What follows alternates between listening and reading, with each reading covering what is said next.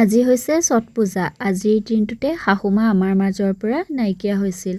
আজি হৈছে শাহুমাৰ বছৰেকীয়া শ্ৰাদ্ধ। ৰাতিপুৱাই গা পা ধুই মাৰ ফটোখনত চাকি ধূপ জ্বলাই ল'লোঁ আৰু এতিয়া আহিলোঁ পুৰণা ঘৰখনলৈ বুলি। কাৰণ আমাৰ প্ৰতি বছৰে ঘাই ঘৰ পুৰণা ঘৰখনতে আমাৰ মাৰ বছৰেকীয়া শ্ৰাদ্ধখন পতা হয়। আৰু এইফালে আমাৰ বৰমাহঁতে বহি কথা পাতি আছিলে, তাকো অকণমান দেখাই দিলোঁ। যিহেতু প্ৰতি বছৰে ভকতৰ বাবে অন্ন আগবঢ়োৱা হয়, সেইবাবে এইফালে ৰান্ধনীসকলে ৰান্ধি আছে ভকতলৈ বুলি। মই পিছে শাহুমাক লগ নাপালোঁ, কিন্তু বহুতে কয় যে শাহুমা বিৰাট ভাল আছিল।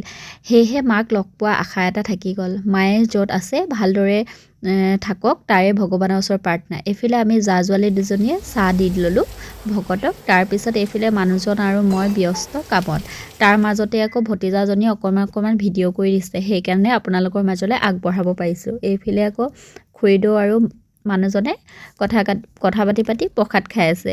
এইফালে আকৌ কিনো ৰান্ধিলে তাকো আপোনালোকক অকণমান দেখাইছোঁ। আমাৰ যিহেতু আমিষ দিয়া হয় ভকতক, নিৰামিষ নহয়, আৰু ঠাইভেদে সকলোৰে নিয়মবোৰ পিছে বেলেগ বেলেগ হয়। এইফালে আছিলে দালি, মিক্স ভাজি, পচলা, মাছ, চাটনি, এনেকৈ আৰু প্ৰথমে ভকতক দিয়া হ'ল, তাৰপিছত এনেদৰে সকলোৱে খালে।